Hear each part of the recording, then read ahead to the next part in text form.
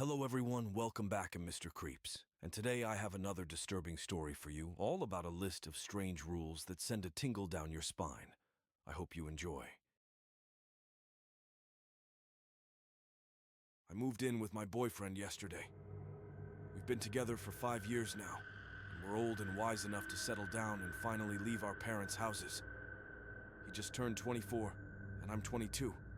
He's the love of my life. His name is Jamie, and I couldn't be happier to be living with him. When we decided to make the leap, we spent 2 months looking at flats and houses we couldn't afford to buy yet, so renting was our only option, but the prices were astronomical. For our budget, we would have been lucky to get a box room and a stove. Jamie works for a local 24-hour fast food restaurant, and I'm training to be a teacher. The early stages of training don't pay much, and I owe a lot in student loans, so finances are tough. We had almost given up hope until we found our flat. It was nothing special, but to us, it was a palace. A spacious 2-bedroom apartment with views of a city park, a balcony, and local conveniences. It was in a tower block in a not-so-nice area, but neither of us had been wealthy growing up. We weren't fussy, just grateful to be together. The advert was sweetened by the deposit-free option and open-ended tenancy. The landlord was happy to sign a 5-year contract if we wanted. That sort of thing never happens in the city. We were told that along with no deposit, we would also have no inspections, but would be liable to pay for any damage when we ended the tenancy. I'd never heard of anything quite like it. We knew that for our budget and location, we weren't going to get any better. We snapped the place up fast, not even bothering to view it. It felt like our only chance. Move in. Day rolled around quickly, and yesterday we got the keys to our first home together. It was such a strange feeling. The day was chaos, getting our stuff in and up in the lift. We were flat number 42, on the 7th floor. The items we couldn't get in the lift had to be taken up all the stairs by the removal men. I think they were grateful we weren't any higher, but I still wish we had been able to give them a better tip. In the evening, we settled down on our second-hand sofa, given to us by a cousin of a friend, and watched some TV. We smoked cigarettes on the balcony, looking at the park, and fell asleep on our mattress on the floor, super early, because we had no energy to put the bed together yet, and Jamie had work at a hideous time of the morning. We slept soundly last night. I felt safe and happy. I don't think that feeling is coming back anytime soon, and it's all due to the note I found this morning. I found it in the kitchen, having a coffee, hours after Jamie had left for his early shift at work. It was in one of the cupboards that were fixed to the wall. There were a bunch of useful items from the previous tenant. Spare keys to the flat, a set of tiny keys that locked and unlocked the windows, necessary for those with kids this high up, spare smoke alarm batteries, and a folded-up piece of paper. The note was handwritten with "New occupier of flat 42" in beautiful cursive on the blank side. I opened it up and sat down to read. I can't really describe it to you, so I'm going to copy it out below. Dear new occupier, firstly, welcome to your new home. I lived here before you for 35 years with my husband. Unfortunately, he had an incident at home recently that I'd rather not discuss that claimed his life. My sister has now decided I can't keep up with the demands of the property, and has insisted that I move in with her and her husband. I was reluctant at first, but the stairs do kill me at my age, and without Bernie it's filled with sadness. Anyway, when you've lived somewhere for as long as I have, it feels like a person that you know. You understand its personality and what makes it tick. I thought it was probably pertinent that I impart some of that knowledge on you. It's a wonderful home, honestly. I have lived through best and worst years, and leaving it behind is very emotional. But if you are to survive and get the best out of it, then there are some steps you need to follow. 1. The landlord will never bother you. He doesn't visit, call, or communicate in any way. But make sure to pay your rent in a timely fashion always. I have only dealt with him once in 35 years. Let's just say I never missed another rent day.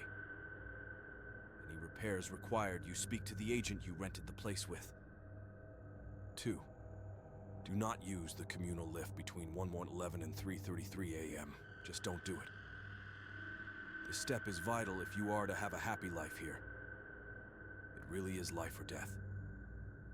Don't do it. This has cost me and many others in the building greatly, and I would rather not elaborate on why you shouldn't do this. Just please don't do it. I cannot stress this enough. 3. When you hear the strange animal noises coming from Flat 48, don't question it. Mr. Prentice lives there, and he's a lovely chap. Don't be afraid to say hello to him in the corridor or on the stairs. He's old school, so he never risks the lift. But whatever you do, don't check on him when you hear the noises. You'll know when you hear them. 4. If you ever come across a window cleaner on the balcony, ignore him. He may seem like the nicest fellow you've ever had trying to sell you something at the door, but it really is best that you don't engage. He will go away if you ignore him. But he tries pretty hard the first few times, so you'll need some resilience. Whatever you do, don't offer him anything. No money, no hot drink. 5. Don't leave food scraps out. Bin or refrigerate them immediately. If you have small animals, it is imperative that you watch them eat and take away any leftover food immediately after they are done. This and Rule 2 go hand in hand. The things forage all day and seem to really love animal feed. You don't want them in your flat. I promise. You can leave what you want till between 1:11 and 3:33 a.m. so you may want to feed your pets then. 6. Don't communicate with any neighbors who claim to come from Flat 6572. These flats suffered a fire in the late 80s that devastated the whole floor. All the residents died in their homes. The building was mostly council-owned at the time, and they never bothered to renovate the flats. They've been empty ever since, but every now and again someone will knock at your door claiming to live in one of these flats and ask to borrow some sugar. They will seem entirely average, but you must shut and lock the door immediately. I installed 2 extra security bolts to avoid these fuckers. I don't like to swear at my age, but they really are fuckers. 7. Simple one for you here. Keep a weapon in each room. Sometimes you follow all these steps and something still slips through the net. Better to be safe than sorry.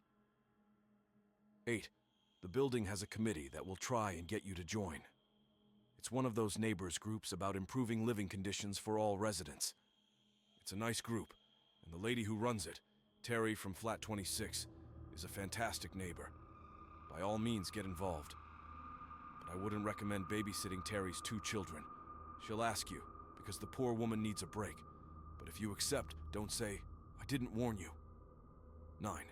Stray hairless cats sometimes roam in the hallway. I know they're supposedly a special, expensive breed, but they don't belong to anyone. They're mostly harmless, but don't pick them up. Not unless you see one of those neighbors that claims to live in 6572. Then grab the cat and lock it inside with you. It'll burn your skin a little, but the cats are friendly, and I wouldn't want to see them hurt. 10. There is no way to fix the damp patch on the ceiling in the bedroom. Sometimes it will turn a deep crimson and look quite concerning, but please try not to be alarmed. It doesn't drip, it doesn't get any bigger, and it's been there longer than I have. The landlord won't budge on it, according to the agents. I flagged it many times, even called the police the first night it changed color, but it was a waste of time, and it will be for you too. It's best to ignore it. 11. You can trust the postman. His name is Ian Flanders, and he's been the postman since before I moved in. He has his own key to the main door and delivers post to the door every morning at 8:54. I can't include everything here, or it would become a novel, but if you have any questions, Ian will help you. 12. Finally, the first few weeks are the worst. You'll feel like you've made a mistake, I'm sure. Reading this, you already do. But if you can get through the first few weeks, it really is a lovely block to live in. Every property has its quirks, and this one is a little extra special, but you can be truly happy here if you just take my advice. I wish you all the best. I really do. Yours truly, Mrs. Prudence Hemmings. I don't really know what to think after reading the note. Hopefully it was some sort of joke, but the agent had said the previous tenant was an elderly lady, and I can't see anyone named Prudence Hemmings attempting to play practical jokes on someone they'd never met. There were also parts of the note I couldn't disprove. There was indeed a large damp patch above the bed that me and Jamie had already discussed reporting. No crimson, but it definitely existed. I had also commented on a beautiful Sphinx cat roaming the halls as we were moving in. I started to get seriously freaked out.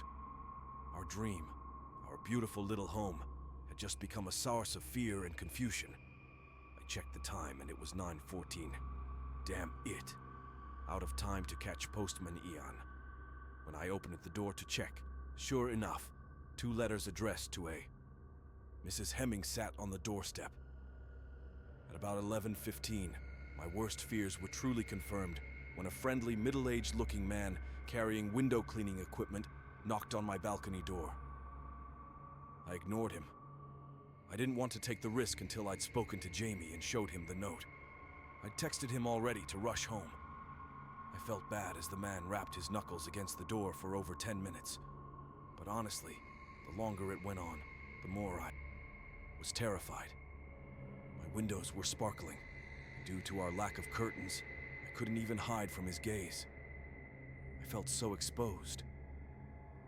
He stayed for a total of 30 minutes exactly, and never once did he stop looking at me or knocking.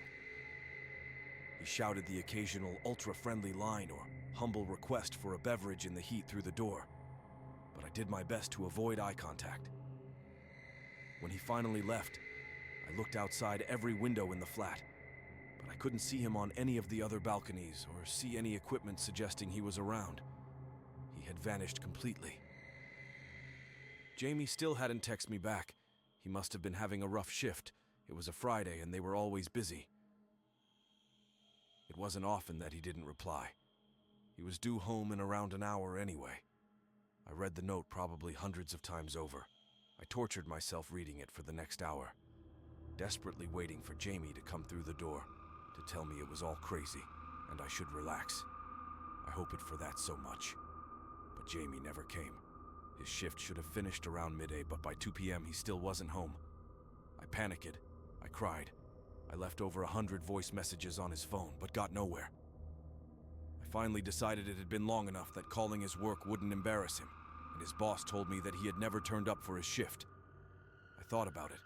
What could have happened? And then it hit me. Jamie's shift started at 4 a.m. today. He would have left the flat at 3:15 and taken the lift down the stairs. I don't know what to do. I've tried to convince myself it was all just a big joke.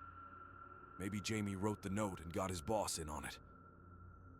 A voice in my head kept telling me that he couldn't write like that if he tried, but I had to attempt to fool myself. It's getting late and he still isn't home. What if it's all true? Hello again, everyone. I hope you enjoyed that terrifying tale.